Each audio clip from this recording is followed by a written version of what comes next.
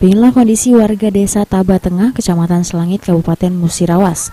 Sulitnya keladang warga berharap pemerintah meningkatkan infrastruktur jalan dan jembatan dari kampung menuju kebun mereka. Salah seorang warga, Reno Purnama, berumur 33 tahun mengaku kondisi memprihatinkan ini telah berlangsung lama. Tidak jarang warga di daerah ini harus bertaruh nyawa melewati sungai berarus deras agar dapat membawa hasil kebun menuju desa untuk dijual. Menurut minimnya infrastruktur membuat banyak warga enggan masuk ke kebun jika air sungai meluap atau naik setelah hujan. Nyerang ayo kali.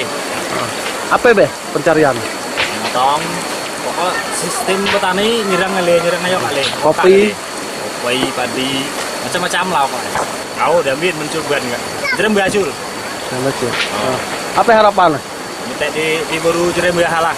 Pemerintah dong nginjuk. Dan apa kita mau jerem supaya udah pakai ban gini, tidak bambin gini ayo.